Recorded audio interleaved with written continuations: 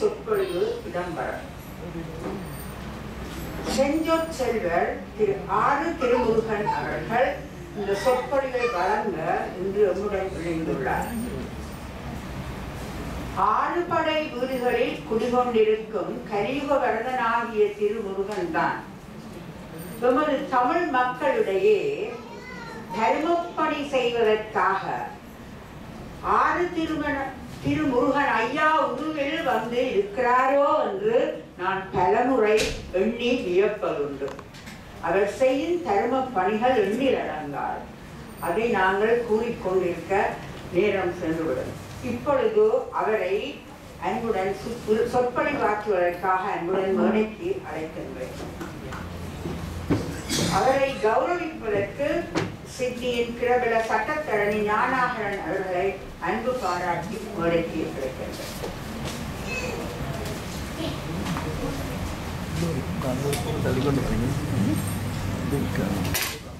பாரதி சிவத்திரு பிரம்மஸ்ரீ வீரமணி ஐயர் அவர்களின் சைவம் தமிழுக்கும் ஆற்றிய தொழில் பற்றி விரிவுரை ஆற்ற உள்ளார்.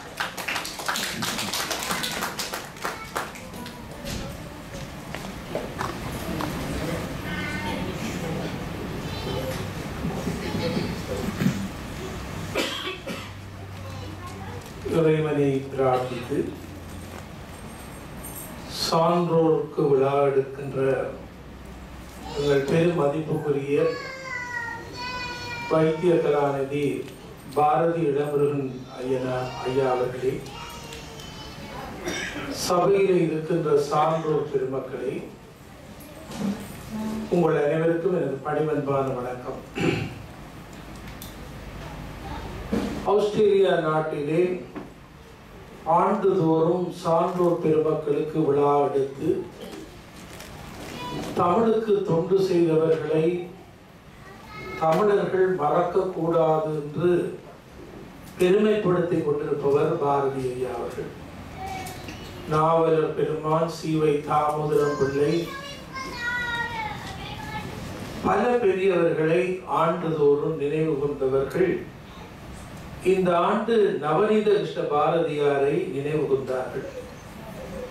உண்மையிலே ஈழ நாடு கடன் பெற்ற பெரும் தமிழறிஞர்கள் ஒருவர் நவநீத கிருஷ்ண பாரதியார். அவரை பற்றி அம்மையார் அவர்கள், கரியரசி சின்னையா அம்மா அவர்கள் மிகச் சிறப்பாக எடுத்துரைத்தார்கள். நான் ராமநாதன் கல்லூரியிலே கற்ற ஒரு பழைய மாணவன். ஆரம்ப கல்வி ராமநாதன் கல்லூரியிலே கற்றவர். பரமேஸ்வரா கல்லூரியினுடைய 100ஆண்டு விழா தொடர்பாக நீண்ட நாட்களாக அதற்கு ஒரு மலர் வெளியிட வேண்டும் என்று பல பெரியவர்கள் விரும்பினார்கள். இளஞ்சே அவர்கள், கலையரசி அவருடைய தம்பி லண்டனில் இருக்கிறார், அவர்களினோடு தொடர்பு கொண்டு ஒரு பெரிய மலரை வெளியிட்டோம். அப்பொழுது இந்த நவநீத கிருஷ்ண பாரதியாரை பற்றி ராமநாதன் கல்லூரியிலே, பரமேஸ்வரா கல்லூரியிலே சேவை செய்த சான்றோர்களை பற்றி எல்லாம் தேடி அந்த புத்தகம் வெளிவந்தது. சார் பொன்னம்பலம் ராமநாதனை இன்னும் பல பேர் முழுமையாக விளங்கிக் கொள்ளவில்லை. அவருடைய அரசியலை பற்றித்தான் பலர் சொல்லுவார்கள். 2 பாடசாலை கட்டினார் என்று சுருக்கமாக முடித்து விடுவார்கள். சார் பொன் ராமநாதன் என்னென்ன நல்லதை கண்டாரோ அவற்றை யாழ்ப்பாணத்துக்கு கொண்டு வர வேண்டும் என்று விரும்பினார். தஞ்சாவூர் தமிழ் விழாவுக்கு தலைமை தாங்குவதற்கு சார் பொன்னம்பலம் ராமநாதனை அழைத்தார்கள். அங்கே சில இளையவர்கள் பேசினார்கள். அந்த இளையவர்களில் ஒருவர் தான் நவநீத கிருஷ்ண பாரதியார். இன்னொருவர் சுப்பையா நடேசன் என்று பிற்காலத்திலே இலங்கையிலே ராமநாதனுடைய மருகராக இருந்தவர். இதே போல இந்தியாவிலே சிறப்பான அறிஞர்களை யாழ்ப்பாணத்துக்கு கொண்டு வந்தார். சமஸ்கிருதத்திலே மிகப்பெரிய பாண்டித்துவமுடைய ராமையா ஐயர் தீர்மலையிலே கடைசி காலத்திலே வசித்தவர். இதுபோல பல பெரியவர்கள் யாழ்ப்பாணத்துக்கு வந்து ஆண்டு கணக்காக இருந்து அருந்தமிழை வளர்த்தார். அவர்களே ஒருவர் சுந்தரராய ஐயங்கார். என்னை சிவத்தமிழ் செல்வி தங்கம்மா அப்பா குட்டிக்கு ராமநாதன் கல்லூரியிலே தமிழ் கற்பித்தவர்கள் ஒருவர் சுந்தரராய ஐயங்கார். மிகப்பெரிய மேதை. ராமாயணத்தை அவரை போல படிப்பிப்பதற்கு ஒருவரும் இல்லை என்று அம்மா சொல்லுவார். அதே போலத்தான் பொன்னம்பலம் ராமநாதனுடைய மருகர் தான் ராமநாதன் மியூசிக் அகாடமியை தொடக்கி மகாராஜபுரம் சந்தானம், சித்தூர் சுப்பிரமணிய பிள்ளை இவர்களெல்லாம் நான் கண்ணாலே கண்டேன். மிகப்பெரிய வித்துவான், மிருதங்க வித்துவான், பல பெரியவர்களை அங்கே கொண்டு வந்து சேர்த்ததுனாலேதான் யாழ்ப்பாணத்திலே இன்றைக்கு இசை பல்கலைக்கழகம் உருவாகி இருக்கிறது. இந்த இசை பல்கலைக்கழகத்துக்கு வித்திட்டவர் ராமநாதனுடைய மருகர் நடேசபிள்ளை. எனவே இன்றைக்கு அவர் கொண்டு வந்த ஒரு பெரியவர் மிகச்சிறிய வயதிலே தஞ்சை விழாவிலே கண்டு உவே சாமிநாத ஐயர் மூலமாக யாழ்ப்பாணத்துக்கு கொண்டு வந்து சேர்த்த நவநீத கிருஷ்ண பாரதியாரை அம்மா அவர்கள் சிறப்பாக பேசினார். அவரை பற்றி நீங்களும் கொஞ்சம் பேச வேண்டும் என்று பாரதியார் கேட்டிருக்கிறார். அவர் இவ்வளவு பேசிய பின்னாலே நான் நவநீத கிருஷ்ண பாரதியாரை பற்றி பேச முடியாது. நான் ஒரு செய்தியை சொல்லுகிறேன். என்னுடைய தந்தை திருநெல்வேலி சைவாசிரிய கலாசாலையிலே 48ஆம் ஆண்டு அந்த காலப்பகுதியிலே படித்தார். பரமேஸ்வராவிலே நடந்த தமிழ் விழாவிலே எல்லாருடைய உரியையும் கேட்டவர்கள். அது மட்டுமல்ல, அந்த விழா நடக்கிற போது அப்பொழுது பெரிய மின்சார வசதி யாழ்ப்பாணத்திலே இல்லை. ஆசிரியர் பயிற்சி கலாசாலை மாணவர்கள் இந்த கேஸ் லாம்பை கையிலே வாழைமடல் வச்சு பிடிச்சு கொண்டிருந்தார்கள். இந்த விழா நடக்கிற போது அப்படி ஒரு காலம்.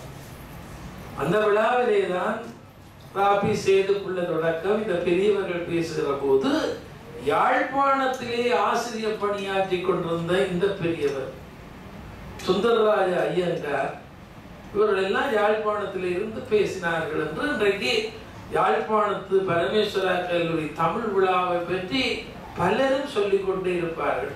வயது போனவர்கள் இனி சொல்ல ஆட்களே இல்லை. அவருடைய காலம் கடந்து விட்டது. இந்த நவநீத கிருஷ்ண பாரதியாரிடத்திலே படித்தவர்கள் 2 பேருடன் எனக்கு நல்ல பழக்கம் இருந்தது. ஒருவர் மாவட்டவர் பண்டிதர் சச்சிதானந்தம், மற்றவர் அளவட்டியை சேர்ந்த பண்டிதர் நாகலிங்கம். இப்போ பண்டிதர் நாகலிங்கத்தினுடைய மகன் தான் வடக்கு மாகாண ஆளுநராக இருக்கிற வேதநாயர். பண்டிதர் நாகலிங்கம் வெளியிட்ட 2 முக்கியமான நூல்கள் தொல்காப்பியத்தினுடைய பொருள் அதிகாரம், சொல்லதிகாரம், பொருளதிகாரத்துக்கான விளக்க உரைகள்.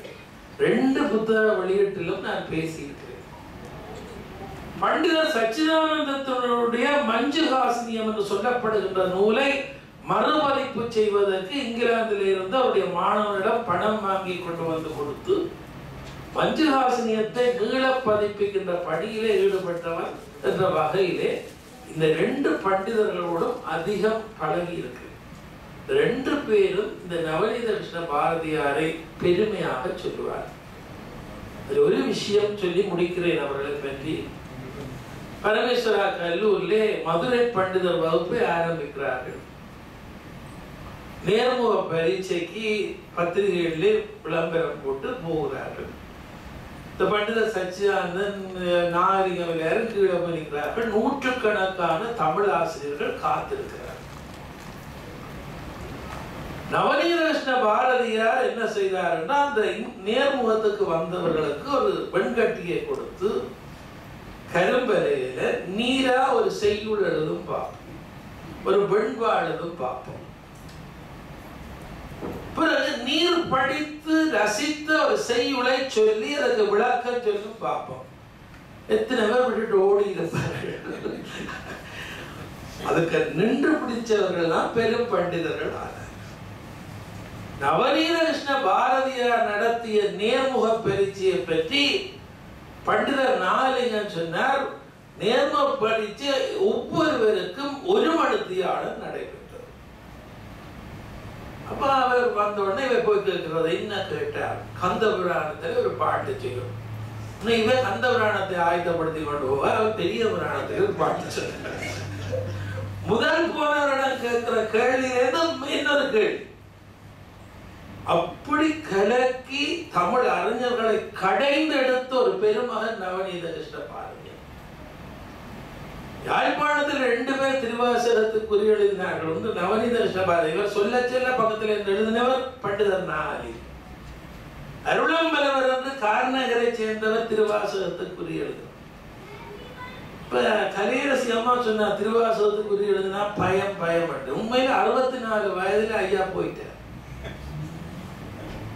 எனக்கு பயமா இந்த திருவாசகத்தை கல்லில பொழிச்சு போட்டு ஆக்கள் எல்லாம் சொல்ல போறாங்க போறாரு. திருவாசகத்துக்கு உரிய என்னன்னு கேட்க சிவபெருமானியே காட்டி விட்டு போனவர் மாணிக்கவாசகர். அந்த திருவாசகத்துக்கு ஒரு தெளிந்த உரையை உயிர் போனாலும் பரவாயில்லை என்று மாவட்ட இடத்தில் எழுதினவர் இருக்கிறார்.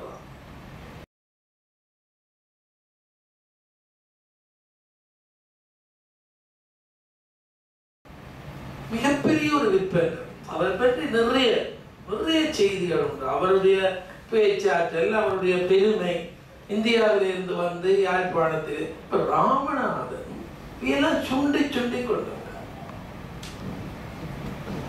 இந்தியாவிலிருந்து வந்த நடேச பிள்ளை மணிபாரந்த மாகாடல் என்று ஒரு பாடல் ராமநாதன் கல்லூரிக்கு அந்த பாட்டுல திருநீற்றின் பொலிவு விளங்கும் யாழ்ப்பாணம் பாட்டு பாடுவார். பரமேஸ்வராலயம் அந்த பாட்டு தான் ராமநாதன் பாட்டு. அந்த பாட்டு நடேச பிள்ளையை பற்றிய செய்திகள் இதெல்லாம் படிக்கிற போது ஆச்சரியமாக இருக்கிறது. இவர்களோடு சேர்ந்துதான் இவர் 1916ஆம் ஆண்டு மருதனாபுரத்தில் வந்து தங்கி இருந்தவர். பிரதம மாவட்டம் 1920ஆம் ஆண்டு 21ஆம் ஆண்டு காலப்பகுதியில் தான் மயில்வாகனம் என்ற மட்டக்களப்பை சேர்ந்த இளைஞன் செயின்ட் பேட்ரிக்ஸ் கல்லூரிக்கு வந்தவரை, யோ சுவாமி உனக்கு எல்லாம் தெரியும், நீ இங்க வந்தா என்று கேட்டுவிட்டு கொழும்புத்துறையிலே அங்கு நிலத்தில இருந்து ஒரு இளைஞன் கும்பிட்டு கொண்டிருந்த இளைஞனை பார்த்து திருவிளங்கம் என்று மானிப்பா இந்து கல்லூரி முகாமியாளர் அதிபரில்லை என்ற அந்த இந்த பையனை கொண்டு போனார். சுவாமி மயில்வாகனத்துக்கு 21 வயது. மானிப்பா இந்துக்கு பிரின்சிபலா போயிங்க மயில்வாகனத்துக்கு 21 வயது. மயில்வாகனம் ஒவ்வொரு நாளும் மாலையிலே ராமநாதன் கல்லூரி முன் ரவுண்ட் அபவுட்ல ஒரு சீமந்து அதுல எல்லாரும் கூடுவார்களாம். அதன் விளைவுதான் மயில்வாகனத்தால் இந்தியாவுக்கு போவதற்கு நடேச பிள்ளைதான் காரணம். போனவர் அண்ணாமலை பல்கலைக்கழகத்திலே தமிழறிஞராய் இருந்தது மட்டுமல்ல, துறவு வாழ்வுக்கு போய் பின்னாலே அவர்கள் சுவாமி விபுலானந்தர் என்று கிழக்கிலங்கைக்கு வருவதற்கு அவரோடு சைவ தமிழ் ஆராய்ச்சிகளை செய்த அந்த சபையில் ஒருவர் தான் இவர்.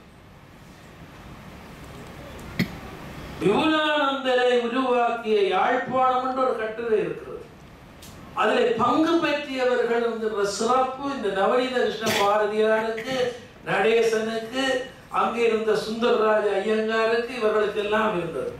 இவர்களே மாவட்டபுரத்திலே போய் குடியேறினார்கள் என்றால் மாவட்டபுரம் கந்த புராண விற்பனர்கள் அங்கே இருந்து தினமும் மாலையிலே கந்த புராண உரை விளக்கங்கள் சற்சங்கங்கள் நடந்த காரணத்தினாலேதான் இவர்கள் மாவட்டத்துக்கு போனார்கள்.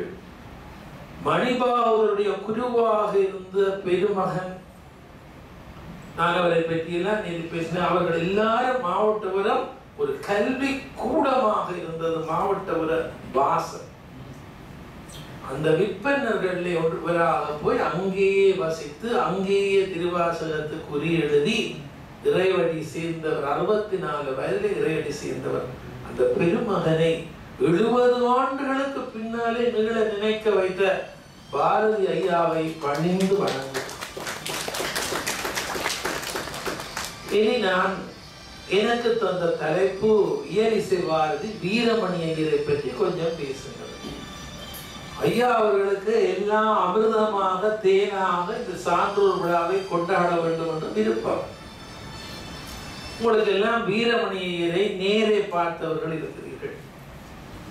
அவருடைய பாடலை, சங்கீத, அவருடைய இசையை எல்லாவற்றையும் ரசித்தவர்கள் இருக்கிறீர்கள்.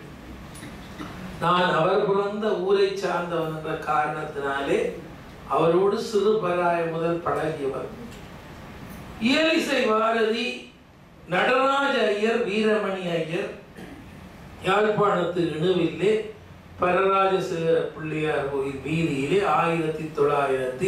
1931ஆம் ஆண்டு அக்டோபர் மாதம் 15ஆம் தேதி பிறந்தார். சின்ன வயதிலேயே மிக அழகான ஒரு சிறுவனாக இருந்து இணுவில் சைவ பிரகாசா வித்தியாசாலை, இணுவில் இந்து கல்லூரி என்று பெயர். அந்த பாடசாலை முத்தமிழ் வித்தகர் அம்பிகவாக புலவர் தொடங்கிய பாடசாலையிலே இவர் படித்துக் கொண்டிருக்கிற போது இவருக்கு 5 வயது 6 வயதிலேயே இவர் பாடசாலைக்கு வந்தார். இவருடைய முதலாவது ஆசிரியர் என்னுடைய தாயார். என்னுடைய தாயாரிடம்தான் இவர் அறிவறி படித்தார். அம்மா அந்த பாடசாலையிலே ஆசிரியர். ஆனால் அந்த பெரிய பெற்றார்த்தின விழாக்கள் அந்த காலையில பெருசா நடக்கும். அப்பொழுது சரவணமுத்து புலவர் என்று ஒரு பெரும் புலவர், அவர் மிக இளம் வயதில் இறந்து விட்டார். அவர் ஒரு நாடகம் தயாரித்தார். என்னுடைய தாயை தாய் பாத்திரமாகவும் வீரமணியரை பிள்ளை பாத்திரமாகவும்.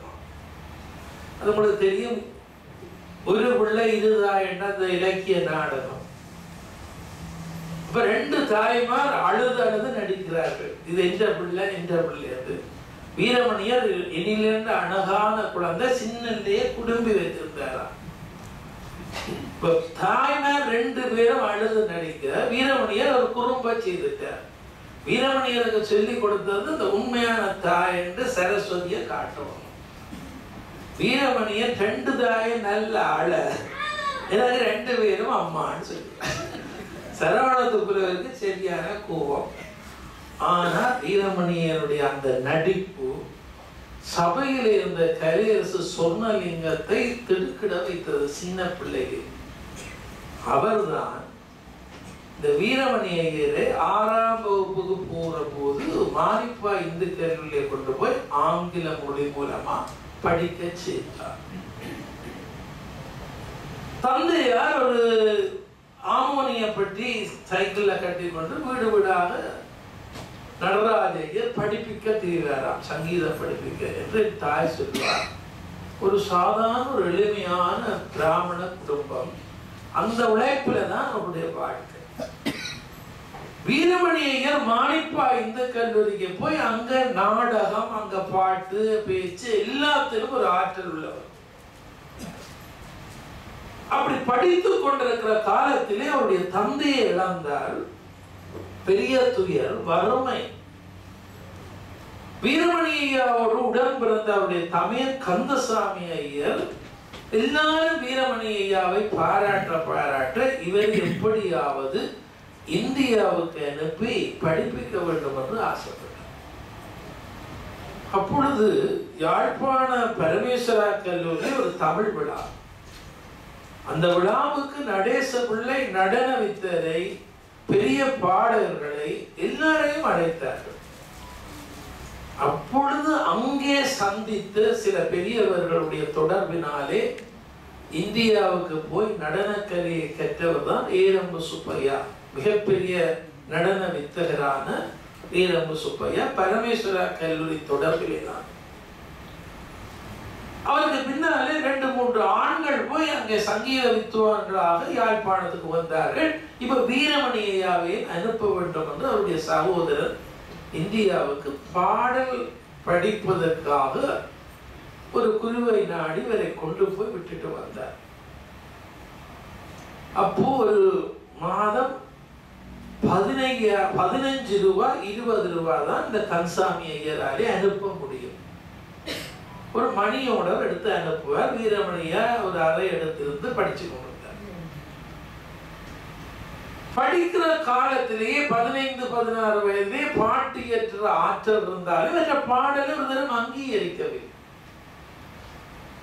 அப்போ இசை படிக்க போனவர் இசை படிக்க போன இடத்திலே அந்த குருகுல வாசத்திலே அவருக்கு அவ்வளவு பொருந்தவில்லை. அப்படியே படிப்பை விட்டுட்டு அருண்டேல் ருக்மணி என்கின்ற நடன மேத இடத்திலே போய் எனக்கு நடனம் படிக்க ஆசையாக இருக்கின்றது.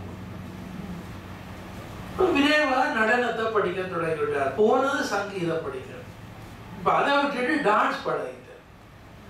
அருண்டேல் ருக்மணியிடம் நடனம் படித்து அவ பெரிய மேத வீரமணியர் அங்க அந்த அம்மாவுக்கு தொண்டு எல்லாம் செய்து அங்கே படித்து கொண்டிருக்கிற போதுதான் பாவநாச சிவம் என்கின்ற மிகப்பெரிய வாக்கியக்காரரை வீரமணியர் சந்தித்தார். அவர்கிட்ட கேட்டார், இந்த நாட்டிய நாடகம் இதுக்கெல்லாம் எப்படி பாட்டு எழுதுறீர்கள் என்று அவர்கிட்ட போ. அவருக்கு கொஞ்ச நாள் பணிவிட செய்து அந்த நுட்பங்களை கேட்டுக்கொண்டார். பாவம் சென்னையில இருக்கிற தமையன் அனுப்புற மணியோட பெறவில்லை. 2 பேரிடம் கடன் பெற்று விட்டார். சுஜான கஷ்டம் அந்த காலத்துல. அந்த நேரம்தான் கபாலீஸ்வரர் கோயிலுக்கு போகிற வீரமணி ஐயர் ஒரு பாட்டு எழுதினார். அதுதான் இன்றைக்கு பிரபல்யமான பாட்டாகிய கற்பகவல்லி. அந்த பாட்டினுடைய முன்வரிகள் எல்லாம் பின்னாலே சேர்க்கப்பட்டது. ஏனிந்த மௌனமம்மா ஏழை எனக்கு ஆனந்த பைரவியை ஆதரித்து காத்துடமா. ஏன் எனக்கு காசு வேலையில கஷ்டமா இருக்குது என்று கபாலீஸ்வரத்துல இருக்கிற கற்பகாம்பாளுக்கு முன்னால போயிருந்து, தாயே விட்டுட்டு போகும் வழியில படிக்க அண்ணன் பாவம் கஷ்டப்பட்டு அனுப்பினவர், ஏன் இந்த மௌனமம்மா ஏழை எனக்கு ஆனந்த பைரவியை ஆதரித்து அந்த பாடலை பாடி வீட்டுக்கு போக 25 ரூபா மணியோட வந்திருந்தது. இப்ப அந்த பாட்டுக்கு முன்னுக்கு பின்னுக்கு எல்லாம் சேர்த்து குறவஞ்சி பாடலாக அந்த கற்பகாம்பாள் மீது குறவஞ்சி பாடலாக எழுதி 2-3 ஆக்கட்டை கொண்டு இந்தியால காட்டினேன். அவ்வளவு ஒரு தினம் கருத்துல கொள்ளல. பாவம் அதை கையில கொண்டு திரிகிறார். சென்னையில் இருக்கிற பல்கலைக்கழகத்தில டி.எம். சௌந்தரராஜனை ஒரு நிகழ்ச்சிக்கு அழைத்திருந்தார்கள். அது கொத்தமங்கலம் சுப்பு என்கின்ற ஒரு கலைஞருடைய ஏற்பாடு. இந்த பத்திரிகையில பார்த்துட்டு சௌந்தரராஜனை பார்க்க வேணும், ரெண்டாவது இந்த பாட்டையும் கொண்டு போக மாட்டோம், பேக்ல இந்த பாட்டையும் கொண்டு போய் கடைசி தொங்கல்ல இந்த வீரமணியர் கஷ்டப்பட்டு கிட்ட போய் சௌந்தரராஜன்கிட்ட, ஐயா நான் யாழ்ப்பாணத்துல இருந்து படிக்க வந்தனா, நான் ஒரு பாட்டு எழுதிருக்கேன், இதை நீங்கள் இருக்கா பாடினா சந்தோஷம். பெரிய எழுத்துல எழுதி கொடுத்தவரா.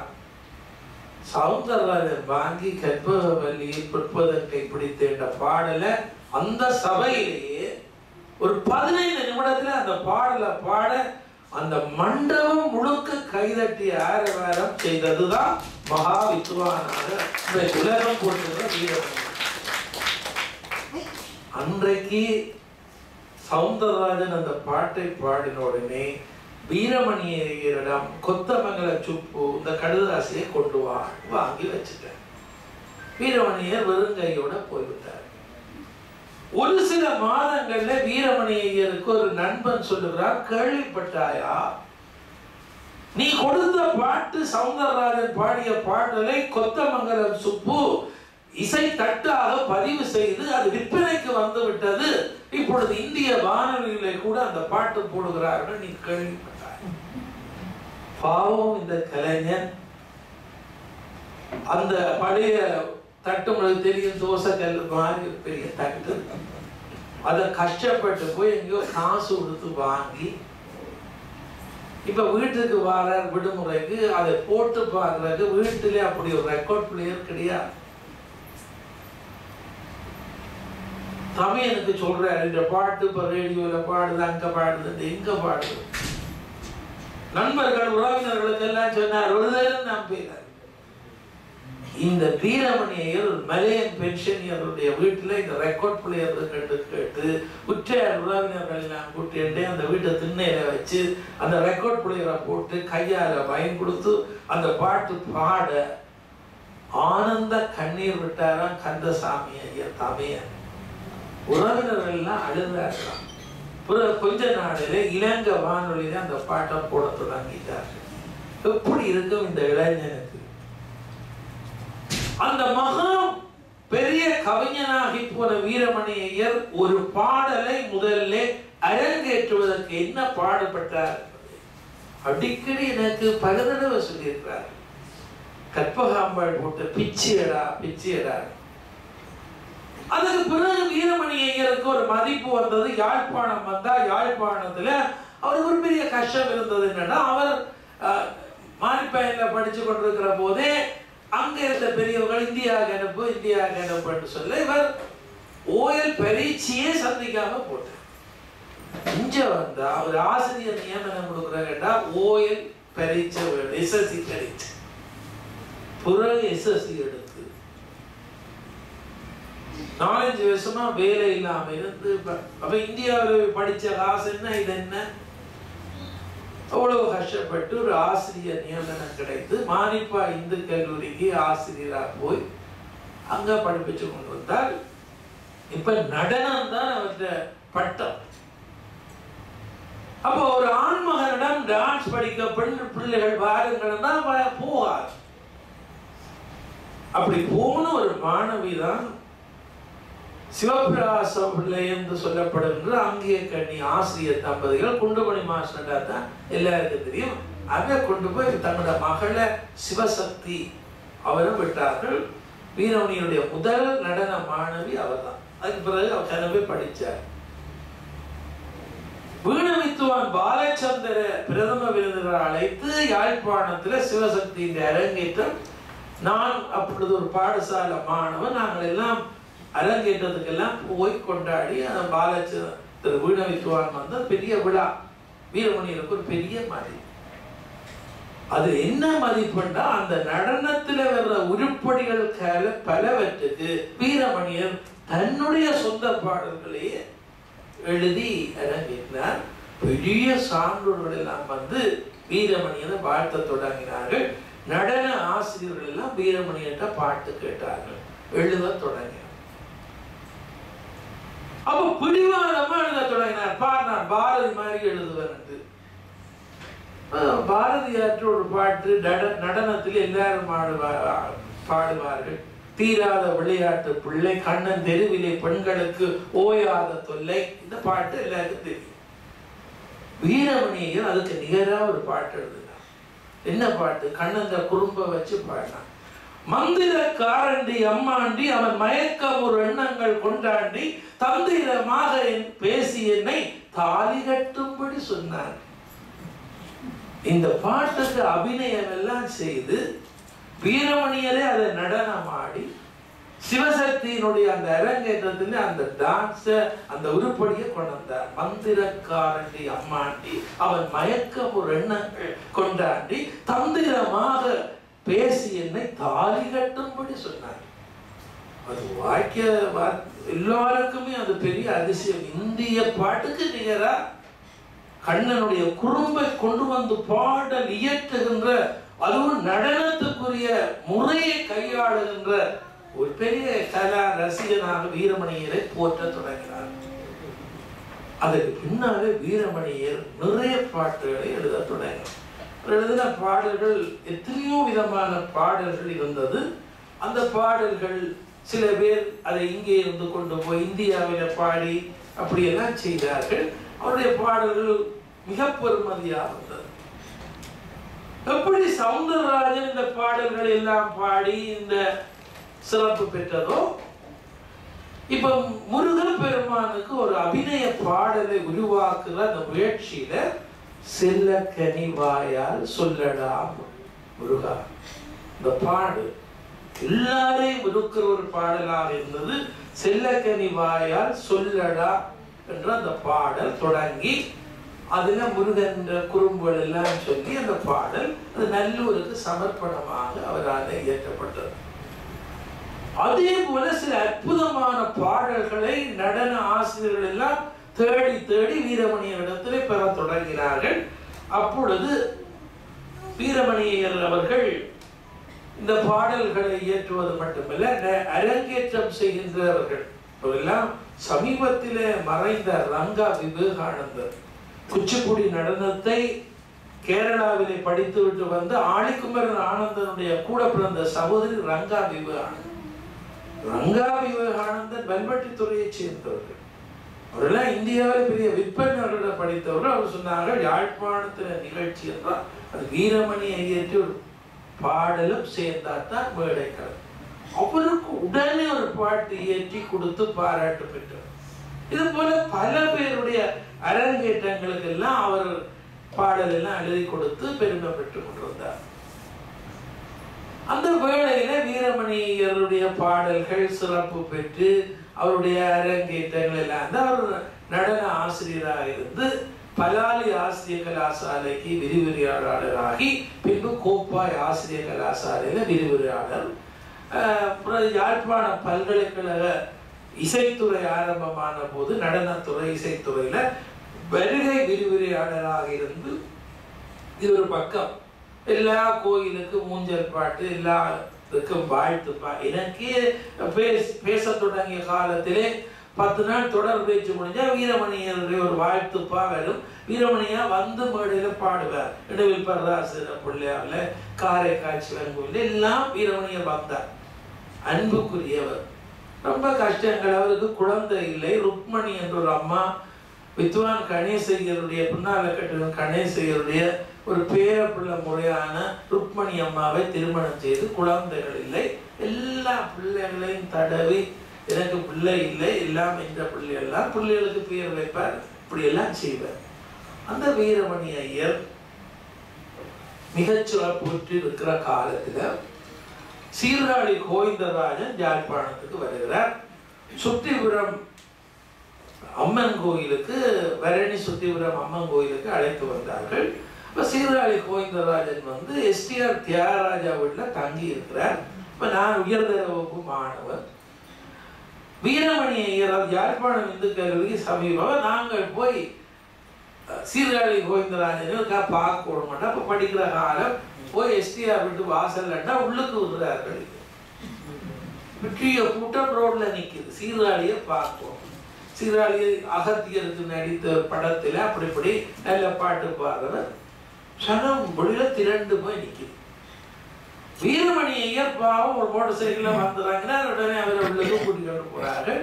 வீரமணி ஐயர் திரும்பி வந்தார். பின்னேரம் கச்சேரிக்கு என்ன வர சொல்லியிருக்கிறார்கள், நானும் போகணும், என்ன கார்ல கூட்டிட்டு போறாருன்னு சொல்லிட்டு போறேன்.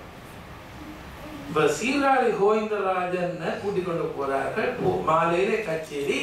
வீரமணி ஐயரை பின்னாலே ஒரு கார்ல கூட்டிக்கொண்டு போயிருக்கிறாரு. பொழுது சாய்ந்த நேரம். சுட்டிபுரம் எங்க இருக்குன்னு வீரமணியருக்கு தெரியாது, ஒன்றுமே தெரியாது. சீர்காழி கண்டோன்னு சொல்லி போட்டார். நீங்கள் இன்றைக்கு ஒரு பாட்டு தாங்க, நான் பாடுவோம். கற்பவழியை இயற்றின வீரமணி ஐயா, எனக்கு நீங்கள் ஒரு பாட்டு தரணும்.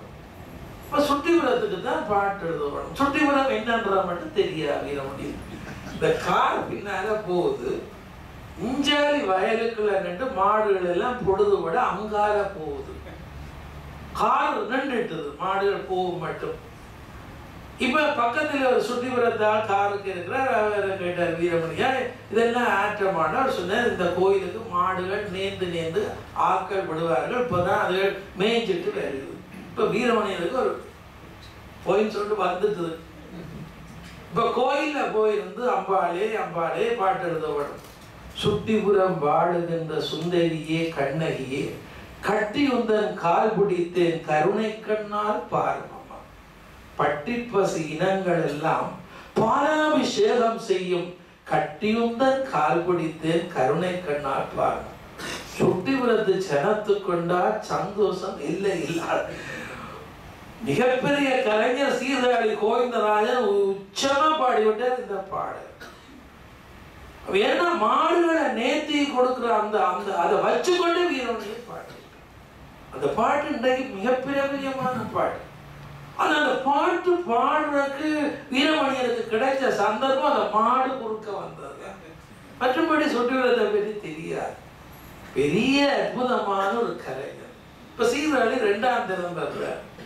புங்குடுதீவுக்கு வரார். புங்குடுதீவு கண்ணகி அம்மன் எல்லாரும் வந்து வீரமணி ஐயா எங்கள ஊருக்கு ஒரு பாட்டு எழுதுவோம். வீரமணியருக்கு பாட்டே வர மாட்டேன்றது. புங்குடுதேவுக்கு என்ன பாட்டு? கோயிலுக்கு போனாச்சு, கடுதாசி எடுத்தாச்சு, பேனி எடுத்தாச்சு, என்னடா பாட்டு வருது இல்ல. இப்ப பிராமணர்கள் கொஞ்சம் பேர் வந்து சொன்னாங்க, ஐயா கலைஞரைக்க பிராமணர் தேர்தலுடைய அப்புறம் நீங்களும் வாங்குவோம். வீரமணியா அங்க போயிருக்கிற இங்க 2-3 அலுமாரியில அம்மனுக்கு சீலைகள் அடுக்கிறார்.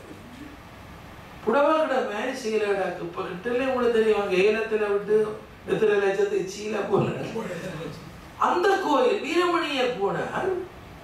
சீலை நிறைய அடுக்கி இருக்கு. அவங்க சொன்னாங்க, காலமே அம்மனுக்கு ஒரு சீலை பின்னேரம் கொண்டு கட்டுவோம், இங்க நேத்திக்கு தாரது. வீரமணியர் பேனி எடுத்தார். வண்ண வண்ண சேலை கட்டும் மீனாட்சி தெந்தன் காமாட்சி உள்ளமெல்லாம் நீ ஆட்சி. சீராளி அந்த பாட்டை ஆலாவரண பண்ணி சும்மா வண்ண வண்ண சேலை கட்டும் மீனாட்சி. உங்களுடைய மக்களுக்கு எல்லாம் கடவுளே, இப்படி ஒரு பாட்டு எங்களோட ஊருக்கு சேலை கட்டுற செய்தி அப்படி வீரமணியர் பாடினார் என்று தலையில தூக்கி வச்சார். என்ன பாட்டு, என்ன பாட்டு! சத்தியமணி வீரமணியர் சொன்னார், கோயிலுக்கு கடைஞ்சிரேக்க தேர்தனுடிக்க இந்த பாட்டு வந்து. அதுதான் வீரமணி. மிகப்பெரிய அற்புதமான ஒரு கலைஞர் அவர். யாத்த பாடல்கள் அவற்றை பற்றி இந்தியாவிலே பல பேர் வியந்து போற்றி இருக்கிறார். கல்யாண வசந்தம் என்ற ஒரு ராகம் மிக கஷ்டமான ராகம். 72 மேளகர்த்தா கீர்த்தனைகள் என்று அற்புதமான படைப்பு எழுதிவிட்டு அச்சேற்றுவதற்கு வழி இல்லாமல் பட்டு துண்டுகளால் கட்டி வச்சு கொண்டு, திருமுருகா இங்க பாரடா, நான் சாப்பிடுறா, இது எல்லாருடையும் கொடுத்து அச்சேற்ற வேண்டும் அச்சேற்ற வேண்டும் என்று கொண்டிருக்கிறார். போர் சூழல்ல வாழ்க்கை. கொஞ்ச காசுதான் பென்ஷன். கற்பகவல்லி பாட்டை உழைச்சது கொத்தமங்கலம் சுப்பும் சவுந்தரராயனும். வீரமணியனுக்கு 10 கூடாது இந்த பாட்டுக்கு கொடுக்கல. இந்த மாபெரும் கலைஞன் தவிச்ச. அப்படி இருக்கிற போதுதான் கல்யாண வசந்தம் அந்த ராகத்துல ஒரு பாட்டு நீங்கள் வீரமணியர் பாட வேண்டும் என்று கேட்டார். அதுவும் இந்த கோயிலுக்கு பொன்னால வரதராஜ பெருமாளுக்கு இந்த ராகத்துல பாட்டு பாடும். வீரமணியர் அந்த ராகத்தில் ஒரு பாட்டை இயற்றினார். அப்போ அந்த ஒரு நுட்பம் செய்வார். ஏதாவது யாரும் செய்யாத செய்யணும். கம்பன் ராமாயணத்துக்கு ஒரு பாட்டு. ராமனும் சீதைக்கும் கல்யாணம் வந்து சீதை இருக்கிறார். இப்ப மணமகன் இருக்கிறார். இப்ப மொட்டை மாடியில பூ அறிஞ்ச பெண் தானோன்னு பார்க்க வேணும். ராமனுக்கு சந்தேகமா கிடக்கு. ராமன் சீதை அழகுக்கா பார்க்கணும். இந்த மொட்டை மாடியில இருந்து பூ பந்தறிஞ்சவளும். இப்ப இந்த சீதைக்கும் நான் பூப்பந்தறியக்க தோழப்பட்டு என்ன திரும்பி பார்த்தவர். இப்ப இந்த பெரிய தனுசு எடுத்து முறிச்சவர் அவர் தான். இப்ப மணமன வந்திருக்கிறார், பார்க்கணும். இப்படி பெரிய சபை இருக்கு. மாப்பிள்ளைய பார்க்க இப்ப எல்லாம் படிவா பார்ப்பாரு. இப்ப நல்லா கலைக்கிறாரு. முந்தைய அப்படி இல்லை. அதுக்கு ஒரு நெட்டை போட்டு இப்ப நெட்டே வேணாம் வருது. பொம்பளை பிள்ளை என்ன நெட் இருக்குது, நல்லா தெரிஞ்ச ஆளுக்கு அப்புறம் நெட்டை போட்டு மூடிக்கொண்டு போடுறது. ராமனுக்கு சீதைக்கு கல்யாணம் நடக்குது. இப்ப சீதை அந்தரப்படுறாள். ராமன் அழகை பார்க்கணும்னு புரோகிதர்கள் எல்லாம் இருக்கிறார், மன்னாரி மன்னர்கள் எல்லாம் இருக்கிறார்கள். இப்ப இப்படி திரும்பி பார்த்தா மரியாதை இல்லை. என்ன செய்யறாண்டு சீதை என்ன செய்தாள்? நிறைய காப்பு போட்டிருந்தவள். கைவளை சரி செய்ய கண்ணால் கண்டாள்னு கம்பன் காட்டுவான். கையை எடுத்து காப்ப சரி செய்யறது போல செய்த பார்த்துட்டாங்களாம். இவர்தான் வடிவாத்தான் இருக்கிறார். வீரமணியர் என்ன செய்தார்? கண்ணனுக்கும் ராதைக்கும் பொன்னாட கிருஷ்ணனுக்கும் ராதைக்கும் கல்யாணம் பாட்டு கல்யாண வசந்த ராகத்தில் எழுதுறார். என்ன செய்தார்? ஓம புகை நடுவே ஓரக்கண்ணால் பார்த்தான். என்ன நுட்பம் பாருங்க. கல்யாணத்தில் புரோகிதர்கள் ஓமம் வளர்க்கிறார்களாம். அது புகைமண்டலமாக இருக்கிறாம். அந்த சந்தர்ப்பத்தை பயன்படுத்தி கோமள கண்ணன் அந்த ஓம புகையில போய் மத்தியில அவனும் பார்த்தாள் அவளும் பார்த்தாள் பாடு. அந்த பாடல தானே பாடி காட்டி இத போய் பாடும் கூட கல்யாண வசந்த மண்டபத்தில் அம்மிக்கல்லில் கால் தூக்கி வைத்தார் அந்த பாட்டுல ஓம புகை நடுவே கண்ணன் ஓர கண்ணால் பார்த்தார்கள். இப்படி ஒரு மேத எங்கள் மத்தியிலே வாழ்ந்தார் என்று நினைக்கின்ற போதெல்லாம் ஆச்சரியமாக எத்தனையோ கவிஞர்கள் பிறந்தார்கள். சில கவிஞர்கள் பாட்டை வாசிக்க முடியும், சில கவிஞர்கள் பாட்டு அற்புதமாக படைத்து இன்னொருவரிடம் பாட கொடுக்க முடியும். இந்த வித்துவானுக்கு தான் அந்த பாட்டை தானும் பாட முடியும், அந்த பாட்டுக்கு அபிநயம் என்னென்று சொல்லிக் கொடுக்க முடியும், நவரசங்களை எப்படி அந்த பாடலுக்குள்ளாலே வெளிப்படுத்த முடியும் என்பதெல்லாம் தெரியும். அத்தகைய ஒரு மாமேதை. அந்த மேதை எங்களோடு இருந்த காலங்களை சத்தியமா எனக்கு சங்கீதம் தெரியாது, சத்தியமா எனக்கு நடனம் தெரியாது. ஆனா நான் வாய் பார்த்து கொண்டிருப்பேன் வீரமணியரிடத்திலே இருந்து வருகிற செய்திகளை. இந்த கலைஞர் எல்லாரையும் வாழ்த்துவார். இவருக்கு ஒரு பண்பாடு இருக்குது. எந்த பேச்சாளர் எந்த பாடகர் எல்லாருக்கும் உடனே ஒரு பாராட்டு சொல்லி அதுல சபாஷ் சொல்லி எல்லாம் செய்வார். பெரிய நாதசுர வித்வான் சுந்தரமூர்த்தி அவர்கள் ஒரு புது வீடு கட்டி குடிபுகுதார். அந்த 3ஆம் நாள் எல்லா நாதசுர வித்வானும் வந்து அந்த இணுவில் அந்த வீட்டுல நாத மழை பொழிகிறார்கள். எங்கே பத்மநாதன், கோண்டாவில் பாலகிருஷ்ணன், பெரிய பெரிய வித்வான். வீரமணியர் இத வாசி அத வாசி என்று சொல்லி இருக்கிறார். நாங்கள் கொஞ்சம் இளம் படியங்கள் நாங்கள் இருந்து பார்த்துட்டு இருக்கிறோம். இப்ப வீரமணியர் எங்கே பத்மநாதன் கல்யாணி ராகத்திலே ஒரு அற்புதமான பாடல நாதஸ்வரத்துல வாசிச்சோன்னு உருகி போனவர் கல்யாணி என்றிட்டு என்ன செய்தாருன்னா தந்த கழுத்துல இருந்த பட்டு சாலியை கொண்டு டக்கண்டு எங்கே பத்மநாதன் போட்டார். பக்கத்தில் இருந்த துளசியாமன் என்று வடமராட்சியை சேர்ந்த ஒருத்தர் ரசிகர். அவர் என்ன செய்தார், மனைவியிட்ட தன்னை மனைவியிட்ட சங்கிலியை வாங்கி வந்திருந்த ஒரு வியாபாரி என்ன செய்தார், அவருக்கு சங்கீதமே தெரியாது, மோதிரத்தை கலட்டி எங்கே பத்மநாதனுக்கு பெரிய சங்கீதம் சந்தோஷம், கலைஞர்களுக்கு சந்தோஷம். இப்ப கார்ல பத்மநாதன் நேர போயிட்டு இப்படி கையில பிடிச்சோண்டு வீரமணி ஐயா பட்ட போத்திகள் பவுன் பவுனா வந்தது, உங்களுக்கு நன்றி. பார்த்தா என்னட்ட இருந்த சாலையை போட்டு தந்துட்டு போனா, இருந்த சாலையோட போத்தலடா தந்துட்டு போடா. இப்ப பத்மநாதன் சாலையை கொடுக்கிறேன், உனக்கு பவுனை நான் கேட்கிறேடா கொண்டு போடா. எங்கே பத்மநாதன் ஒரு நாள் மாலையில நல்லூர்ல வாசிச்சுட்டு என்னோட வந்திருந்து கொஞ்ச நேரம் பேசுவார். சொன்னார், இந்த மாதிரி கலைஞர் வீரமணியர் கல்யாணி ராகத்துக்கு போட்ட அந்த பட்டு சங்கிலி மோதிரம் எனக்கு கிடைச்சதப்பா. ஏன்னா ஒரு கலைஞனை இன்னொரு கலைஞன் முதல் ரசிக்கவர், அதை காட்டி தந்தவர் வீரமணி. ஒரு பேச்சாளன் ரசிக்கவன், ஒரு கவிஞனை இன்னொரு கவிஞன் தான் முதல் ரசிக்கவன், ஒரு எழுத்தாளனை இன்னொரு எழுத்தாளன் தான் நான் ரசிச்சேன் என்று சொல்ல வேண்டும். சில பேருக்கு அதெல்லாம் மனம் பெறாது. வீரமணியருக்கு வேறு, வீரமணி ஐயருக்கு அது வேறு.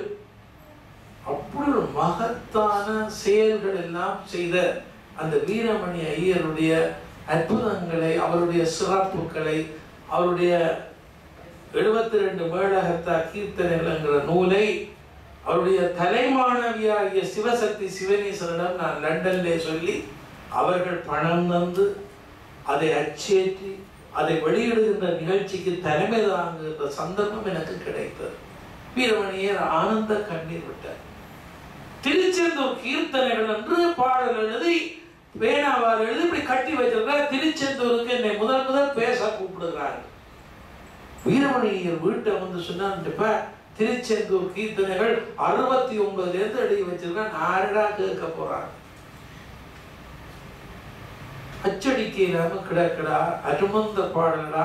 நான் படிக்கிற காலத்துல திருச்செந்தூர் போனானடா, திருச்செந்தூர் எவ்வளவு அற்புதமடா, திருச்செந்தூர் கீர்த்தனைகள் 50 பாட்டு கிடக்கடா, இதை அச்சேற்றம். நான் இந்தியாவில் போய் யார்கிட்ட கேட்கிறேன், நான் சொன்னேன் இப்படியும் இதை அச்சேற்றம் உண்டு. ராஜகுல சூரியர் என்று இணுவிலை சேர்ந்தவர் கனடாவில் எனக்கு 60வது பிறந்த தினம் என்றார். நான் அதுக்கு வீரமணியிட்ட புத்தகத்தை வெளியிடுவோம். அவர் போமெண்டு அந்த பணத்தை தந்து அந்த புத்தகத்தை திருச்செந்தூர் கீர்த்தனைகளை வெளியிட்டோம்.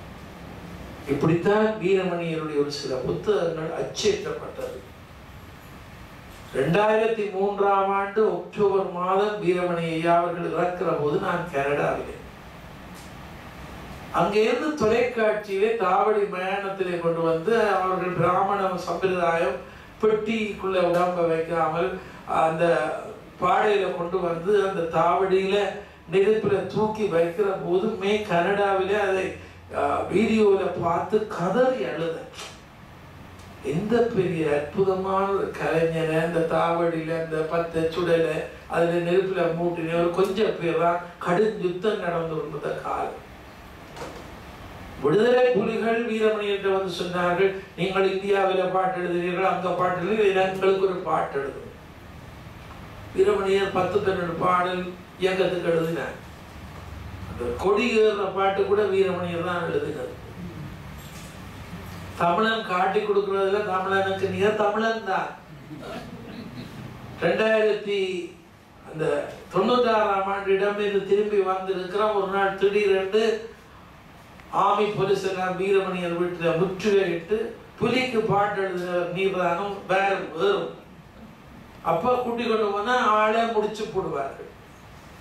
அம்மா கதறிகளை அயலவர்கள் எல்லாம் ஐயோ பாவி இவர்கள் அப்பா இவர் கொண்டும் இல்லை, அவங்க துவாக்கோட வந்து பாட்டு எழுத சொன்னால பாடினார், நீங்கள் ஏன் இப்ப பிடிச்சு கொண்டு போறீர்கள், வேற யாருக்கும் தீமை செய்யாதவர் அவங்களுக்கு கொண்டு போறார். அது மண்டாடினார்.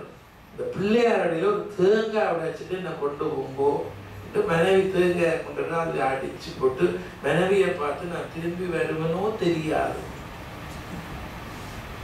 ஊரே கலங்கியது. வீரமணியரை மறுநாள் விட்டு விட்டார்கள். வீரமணியர் உயிரோடு வந்தார். அந்த ஏக்கம் தான் கடைசி மட்டும் அவருக்கு இருந்த ஏக்கம். நாய் குலைத்தாலும் யார் வருகிறார்களோ பாட்டு எழுதின குற்றத்துக்காக இந்த உயிர் போயிடுமோன்னு ஏங்கி அவர் பட்ட பாடு. அவர் கதவை திறக்க மாட்டார். கொஞ்ச நாள் நான் கத்தி நான் வந்திருக்கிறேன் துறவும் கொண்டாதான் திறப்பார். கஷ்டப்பட்டார். நாங்கள் பாரதியாரை பற்றி, நாங்கள் பெரிய நாமக்கல் கவிஞரை பற்றி எல்லாரையும் பற்றி நாங்கள் அறிஞ்சு வச்சுருப்போம். நம்ம ஊர் கவிஞர் எப்படி வாழ்ந்தான் என்ற அந்த சரித்திரத்தை நாங்கள் உணர வேண்டும். இயலிசை பாரதி வீரமணியர் ஒரு பெரிய விற்பனர். அவர் நாடகங்கள் இயற்றியவர், பாடல்கள் இயற்றியவர், நடன அரங்கேற்றங்களை எல்லாம் நிகழ்த்தியவர், எத்தனையோ விதமான நடன நிகழ்ச்சிகள் எல்லாம் செய்தவர். கண்ணனாம் கார்மேக வண்ணனாம் இப்படி பாடல்களுக்கு நிகராக கண்ணனுக்கு பாட்டு எழுதினவர். எந்த பெருங்கவிஞருடைய பாட்டுக்கு நிகராக பாட்டு எழுத ஒன்று பாடுவர். தூது செல்லாயோ முருகனிடம் என்ற ஒரு பாடல். இந்த பாடல் எல்லாரும் மிக பாராட்டி சொல்லுவார்கள். அந்த பாடலை இயற்றுகிற போது அதுல 2-3 தரம் திருமுருகன் என்று வரும். அதுல 2-3 தரம் அந்த மான் எல்லாத்தையும் பற்றி எழுதுவார். அப்ப அந்த பாடல் இயற்றிய காலத்துல சொல்றார், டேய் இந்த பாட்டுக்கு உன்ற பேரை நான் 2-3 தரம் உச்சரிச்சிருக்கிறேன். இது போல திருக்குறள் கீர்த்தனைகள் என்று ஒரு புத்தகம் எழுதினார். திருக்குறளை வச்சுக்கொண்டு அந்த அதிகாரத்துல முக்கியமான கட்டங்களை வச்சுக்கொண்டு கீர்த்தனைகள் என்ற ஒரு புத்தகம் எழுதினார். இது போல அவருடைய அற்புதங்கள், அவர் செய்த சாதனைகளை இன்றைக்கு இந்த சான்றோர் விழாவிலே இந்த அளவு தூரமாவது அவரை பற்றி சிந்திக்க வைத்த எங்களுடைய பாரதி ஐயாவுக்கு நான் மிகுந்த நன்றி கூறுகிறேன். ஏனென்றால் மகாவித்துவான் வீரமணி ஐயர் இறந்த சூழல், கடும் பிரச்சனைகள் நடைபெற்றுக் கொண்டிருந்த காலம். ஒரு நினைவஞ்சலி கூட்டம் கூட யாழ்ப்பாணத்தில் அப்ப வைக்க முடியாது. சிறிய அஞ்சலி கூட்டத்துக்கும் அனுமதி எடுக்க வேணும். பெரிய கஷ்டம். ஒரு வருஷத்தால தான் வீரமணிகளுக்கு ஒரு கூட்டம் வச்சு ஒரு புத்தகம் படிக்கிட்டு வரராஜசேகர பிள்ளையார் வீதியில நான் பேசினேன். இன்றைக்கு கூட வீரமணிகளுக்கு ஒரு நினைவு பேர்வு எங்க மங்கட நாட்டில் நடக்கு. அவரை பற்றி நான் கொஞ்ச நேரம் தான் சொல்லியிருக்கிறேன். அவரை பற்றி இன்னும் எவ்வளவோ இசைவாணர்கள் அல்லது வேறு பெரியவர்கிட்ட கேட்டா அவரெல்லாம் என்னென்னலாம் சொல்லுவார். பெரிய கடல் என்று சொல்லுவார்கள் அவர் வீரமணியர். சூலமங்கலம் சகோதரிகள் வந்த போது ஒரு பாட்டு எழுதி கொடுத்தார். சூலமங்கலம் அந்த பாட்டுல கொண்டு இந்தியாலாம் பாடி பெருமை பெற்றார். அதை வானொலியில கூட வீரமணியர் பாடல்னு சொல்ல மாட்டார். அதான் ஆகப்பெரிய பாட்டு. கப்பவல்லியில் என்ற பாடல ரெக்கார்ட்ல போடுவார்கள். இலங்கை வாணி வானொலி, இந்திய வானொலி. ஒரு நாளாவது இது வீரமணியற்ற பாடல் என்று சொல்ல மாட்டார். வீரமணிய தவிப்பார் சொல்லுவார். பாருடா ரேடியோல பாட்டு போகுது, எந்த பாட்டு போகுது. சில அரங்கேற்றங்கள்ல நான் சேர்த்த இதுகள் போடுறாங்க, டான்ஸ் ஆடுறாங்க. ஒரு சின்ன 5 நிமிஷம் இது வீரமணியரால் யாக்கப்பட்டு சொல்றாங்க. நிகழ்ச்சிகளில் போட்டிருப்பாங்க. ஆனா அதுல கூட வீரமணியர் படைப்பட்டு போடுவதில்லை என்று சொல்லி எனக்கு சொல்வார். எல்லாம் இந்த உலகத்துக்கு கொடுத்து விட்டு போறேன் என்றைக்கு ஒரு நாள் இந்த உலகம் உணரும். இதுதான் வீரமணி. இப்பொழுது நன்றி உரை வழங்க சட்டத்தரணி திரு ஞானாகரன் அவர்களை அன்புடன். மாணிக்க வாசகருடைய பாடல்களை இறைவனே கைப்பட எழுதினான் என்பது தெரியும். அப்படிப்பட்ட அந்த நூலின் அர்த்தம் என்ன என்று மாணிக்க வாசகரை கேட்டபோது ஐயா கூறியது போல இறைவன் தான் அனைத்தும் என்றார். அதுதான் உண்மையான தத்துவம். அதைத்தான் நாங்கள் ஒவ்வொரு விழாக்களின் போதும் உண்மையில் எதை நோக்கி நடக்கின்றோம், என்ன செய்கின்றோம் என்று பார்க்கும்போது பக்தி என்பதையும் இறைவன் என்பதையும் இணைத்துக் கொள்ள வேண்டும். இன்று இந்த விழா நடப்பதற்கு பல்வேறு வகையில் உதவியவர்களுக்கு நன்றி கூற வேண்டிய கடப்பாடு இருக்கின்றது. முதலில் திரு ஆறு திருமுருகன் அவர்கள் ஈழநாட்டிலிருந்து வந்து இவ்வளவு வேலைகளின் நடுவிலும் எம்மோடு இணைந்து இன்று நின்று சிறந்த சொற்பொழிவாற்றி இந்த விழாவை சிறப்புப்படுத்தியதற்காக அவருக்கு நன்றியை கூறுகின்றேன். அடுத்ததாக நவநீத கிருஷ்ண பாரதியார் அவருடைய தாத்தா பெருமைப்படுகின்றேன். அவருடைய வாழ்க்கையையும் அவருடைய இலக்கியத்தை பற்றியும் வெகு சிறப்பாக உரையாற்றிய கலையரசி சின்னையா அவர்களுக்கு என்னுடைய வணக்கத்தையும் நன்றியையும் தெரிவித்துக் கொள்கிறேன். தமிழ்தாய் பாடிய கலாநிதி சிவரதி கேதீஸ்வரி அவர்களுக்கும் என்னுடைய நன்றி. இன்று மிக சிறப்பாக ஒரு சம்பவம் நடைபெற்றது. முதலிலே பாலன் லக்ஷ்மணன் ஐயா அம்மா அவர்களை கேட்டபோது உடல் நலன் காரணமாக தனக்கு வர முடியாது என்று கூறியிருந்தார். ஆனால் தெய்வ அனுகிரகத்தின்படி அவர் இங்கு வரக்கூடியதாக இருந்தது. அவர் ஆற்றிய உரைக்கு மிக்க மிக்க நன்றி என்று கூறிக்கொண்டிருக்கிறேன். இன்று இங்கு சில இளைஞர்கள் எங்களுடைய கவனத்தை ஈர்த்தார்கள். செல்வன் அமிர்தன் திருவரங்கன், செல்வி சுடற்கொடி முத்தரசி அவர்கள் ஆற்றிய உரைகள் எங்கள் நெஞ்சத்தில் என்றும் நிலைத்திருக்கும். இங்குள்ள குழந்தைகள் தமிழில் இப்படி பேசுகின்றார்கள் என்பது ஒரு பெருமைக்குரிய விஷயம். சிற்றுரை வழங்கிய நரேந்திரநாதனுக்கும் தேவாரம் இசைக்க இருக்கின்ற வனதேவா அவர்களுக்கும் எனது நன்றியை கூறி உங்கள் சார்பாக அனைவருக்கும் நன்றியை தெரிவித்துக் கொள்கின்றேன். இன்றைக்கு மன்னிக்க வேண்டும், இந்த இசை நிகழ்ச்சியை வெகு சிறப்பாக அந்த யதுகிரி அவர்களுக்கு என்னுடைய நன்றியை தெரிவித்துக் கொள்கின்றேன். எல்லாவற்றுக்கும் மேலாக எவ்வளவுதான் ஏற்பாடுகள் இருந்தாலும் சபை நிறையாத இடத்தில் பிரயோஜனம் இருக்காது. ஆகவே இவ்வளவு நேரமும் பொறுமையாக இங்கு வந்து இந்த நிகழ்ச்சியை சிறப்பித்த உங்கள் அனைவருக்கும் என்னுடைய வணக்கத்தை கூறி விடைபெறுகின்றேன். நன்றியுரை வழங்கிய திரு ஞானாகரன் அவர்களுக்கு நமது மனமார்ந்த நன்றியை தெரிவித்துக் கொள்கிறோம். திருச்சிற்றம்பலம். இறை கடலரவம் சிலம்பொழி அலம்பும் மலர் நிறனி திருமேனி பறைகள் மகளோ பாகமாய் போனந்த வடிவினர் கோடி அணி விடைய கரைகள் சங்கம் காலகிப்பழவும் மரப்பருங்கணமணி வரன்றி குறை கடலோதும் நித்திலங்குலைக்கும் கோணமாமலை அகந்தாரே உலகநாள் நந்தோதிக்கரியவன் நிலவுலாவிய நீர்மணி வேணியன் அழகு சோதிய நம்பளத்தாடுவான் மலர் சிலம்படி வாட்டி வணங்குவான்.